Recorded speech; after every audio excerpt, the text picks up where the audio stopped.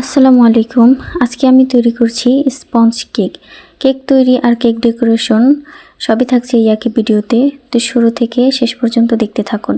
আমি এখানে 5টি ডিম দিয়ে 2টি কেক বেক করে নেব। তো চলুন শুরু করা যাক। 5টি ডিমের জন্য এখানে নিয়ে নিয়েছি 1 কাপ ময়দা, দিয়ে দিচ্ছি 1 চা চামচ বেকিং পাউডার আর দিয়ে দিব 1 টেবিল চামচ কর্নফ্লাওয়ার। এখন আমি শুকনো উপকরণগুলো ভালোভাবে চেলে নিচ্ছি। চেষ্টা করবেন শুকনো উপকরণগুলো 2 থেকে 3 বারে চেলে নিতে, এতে করে কেকটা আরও বেশি সফট আর স্পঞ্জি হবে।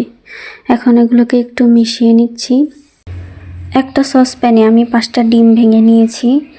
এখন এই ডিমগুলো থেকে কুসুমগুলো আলাদা করে নেব।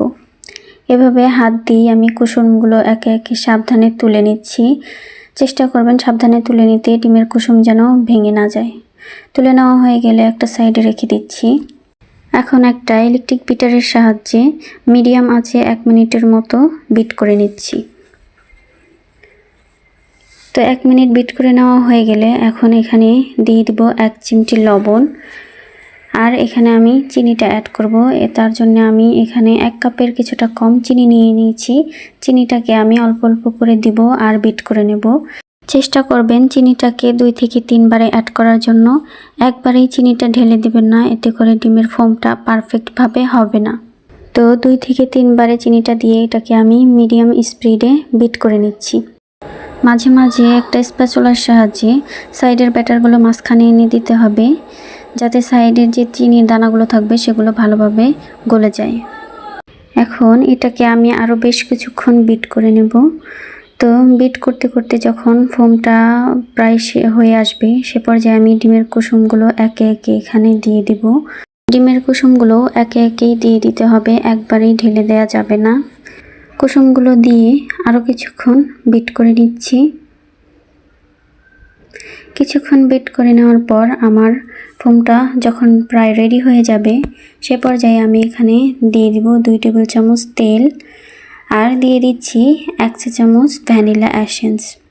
এগুলোকে দিয়ে এখন আমি 30 থেকে 40 সেকেন্ডের মতো বিট করে নেব। তেল দেওয়ার পর বেশিক্ষণ বিট করা যাবে না, না হলে ডিমের ফোমটা বসে যাবে। 30 থেকে 40 সেকেন্ড পর বিট করে নেওয়া হয়ে গেলে আমাদের ডিমের ফোমটা রেডি হয়ে যাবে। এখন এখানে আমি শুকনো উপকরণগুলো অ্যাড করে দিব। আগে থেকেই চেলে রাখা শুকনো উপকরণগুলো অল্প অল্প করে দিয়ে দিচ্ছি আর হালকা হাতে এটাকে মিক্স করে নেব।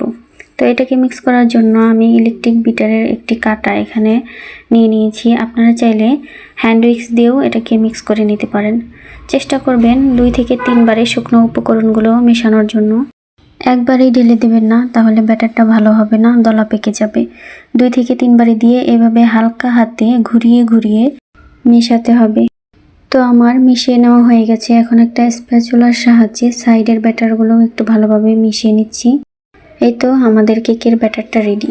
কেক বেক করার জন্য এখানে আমি 2টি মোল্ড নিয়ে নিয়েছি, একটা হার্ট শেপ আর একটা রাউন্ড শেপ। মোল্ডগুলোর নিচে সামান্য একটু তেল ব্রাশ করে সাধারণ যে লেখালেখির কাগজগুলো আছে সেগুলোই কেটে বিছিয়ে নিয়েছি। এখন কেকের ব্যাটারগুলো ঢেলে দিচ্ছি। দুটোতেই আমি কেকের ব্যাটার ঢেলে নিচ্ছি। ব্যাটারটা ঢেলে নেওয়া হয়ে গেলে এখন একটি কাঠির সাহায্যে এভাবে ঘুরিয়ে ঘুরিয়ে দিচ্ছি, যাতে ভিতরে কোনো বাবলস থাকলে সেগুলো যেন বের হয়ে যায়। ঘুরিয়ে নেওয়া হয়ে গেলে এখন একটু ট্যাপ করে নিচ্ছি, যাতে কেকটা চারিপাশে সমানভাবে বেক হতে পারে। এখন কেকগুলোকে আমি প্রিহিটেড ওভেনে 180 ডিগ্রি সেলসিয়াস তাপমাত্রায় 30 মিনিটের জন্য বেক করে নিচ্ছি। তো কেকটাকে বেক করে নেওয়া হয়ে গেলে এখন মোল্ড আউট করে নিচ্ছি। নিচে যে পেপারটাকে বিছিয়ে নিয়েছিলাম সেটা তুলে নিচ্ছি।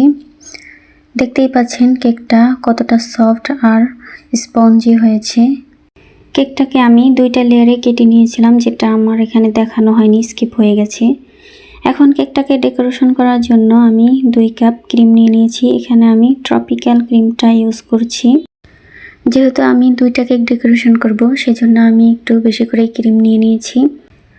এখন বিটারের মিডিয়াম স্পিডে ক্রিমটাকে আমি বেশ কিছুক্ষণ বিট করে নিব।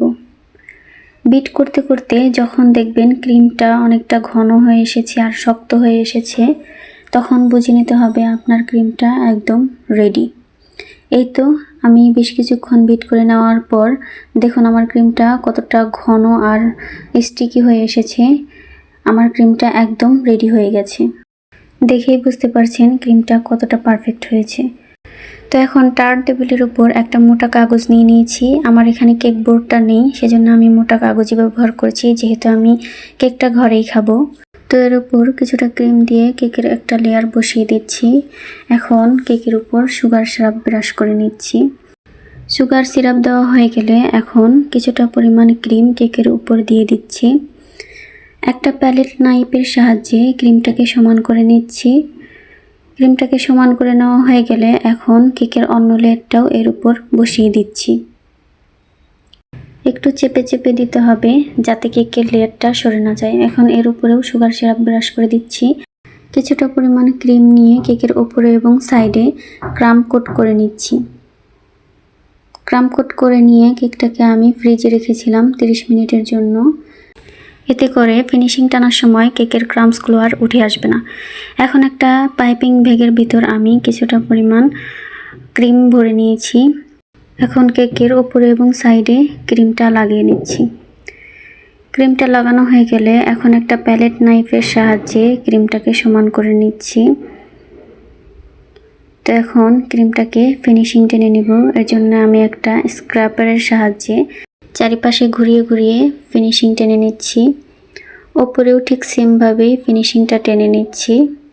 তো ফিনিশিং দিয়ে দেওয়া হয়ে গেলে এখন কেকটাকে আপনারা আপনাদের পছন্দ মতো ডেকোরেশন করতে পারবেন। তা আমি দেখুন এভাবে ডেকোরেশন করে নিয়েছি। সম্পূর্ণ ডেকোরেশনটা দেখালাম না, কারণ ভিডিওটা অনেক লম্বা হয়ে যাবে। তো এটা হচ্ছে আমার কেকের ফাইনাল লুক। ভিডিওটি ভালো লাগলে অবশ্যই লাইক কমেন্ট করে পাশেই থাকবেন আর আমার চ্যানেলটি সাবস্ক্রাইব করে রাখবেন।